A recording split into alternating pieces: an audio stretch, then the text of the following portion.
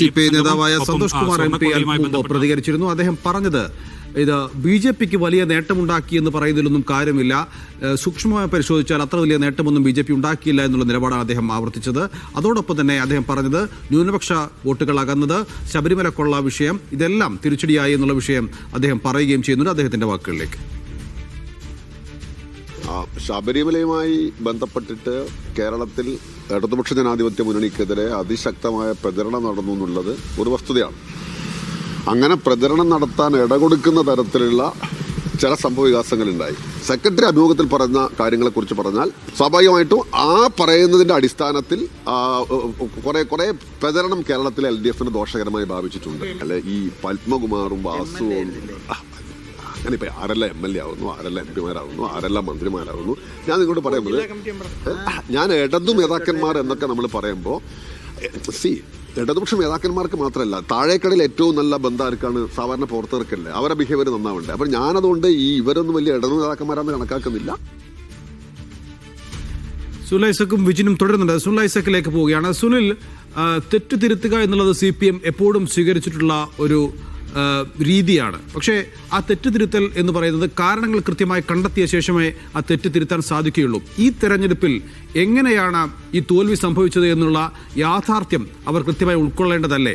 അത് ഉൾക്കൊള്ളാതെ ശബരിമല തിരിച്ചടിച്ചിട്ടില്ല, ന്യൂനപക്ഷങ്ങൾ അകന്നിട്ടില്ല, വെള്ളാപ്പള്ളി തിരിച്ചടിച്ചിട്ടില്ല എന്നൊക്കെ പൊതുമണ്ഡലത്തിൽ വന്ന് പറയുകയും എന്നിട്ട് അതിനനുസരിച്ചുള്ള നടപടികൾ സ്വീകരിക്കാതിരിക്കുകയും ചെയ്താൽ അത് CPM തന്നെയല്ലേ തിരിച്ചടിയാവുക? തീർച്ചയായും അതെ, അത് ചൂണ്ടിക്കാണിക്കുകയാണ് CPI ഘട്ടത്തിൽ ചെയ്തിട്ടുള്ളത്. ഒരു സ്വയം വിമർശനത്തിന് CPM കൂടി തയ്യാറാവണം എന്നാണ് CPI പറഞ്ഞു വെക്കുന്നത് അവരുടെ പ്രസ്താവനകളിലൂടെ.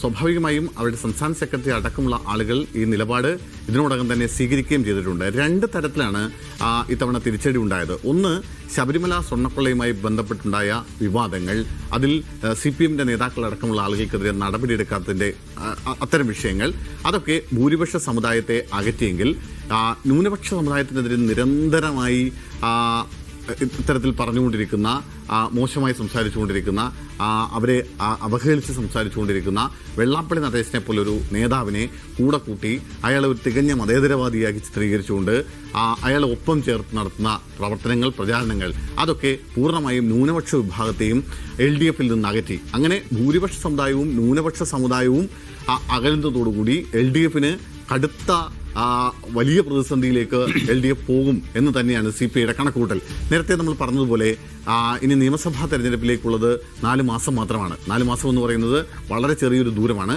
ആ ചെറിയ ദൂരത്തിൽ സ്വയം തിരുത്താൻ CPM തയ്യാറാവുക.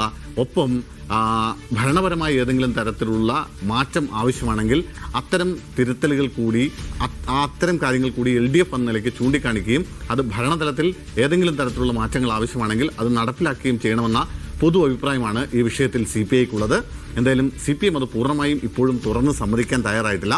CPM ഇപ്പോഴും മറ്റ് ചില കാരണങ്ങൾ, മറ്റ് ചില ന്യായങ്ങൾ പറഞ്ഞുകൊണ്ടാണ് ഈ തെരഞ്ഞെടുപ്പ് തോൽവിയെ വിലയിരുത്തുന്നത്.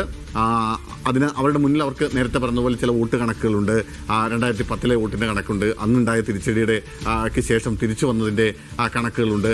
അത്തരം കാര്യങ്ങൾ ഇപ്പോഴും വീണ്ടും പറഞ്ഞുകൊണ്ടിരിക്കാതെ യാഥാർത്ഥ്യം എന്താണെന്ന് മനസ്സിലാക്കി യാഥാർത്ഥ്യത്തിലേക്ക് തിരിച്ചു വരണം എന്നൊരാവശ്യമാണ് CPIക്കുള്ളത്. അത് LDF മറ്റ് ഘടകകക്ഷികളുടെ തരത്തിലേക്ക് ഒരു നിലപാട് നാളെ വിലയിരുത്തൽ അല്പസമയത്തിനകം തന്നെ ആരംഭിക്കുമെന്നാണ് മനസ്സിലാക്കുന്നത്. മുഖ്യമന്ത്രി അടക്കമുള്ളവർ AK സെന്ററിൽ എത്തിയിട്ടുണ്ട്. ഇപ്പോൾ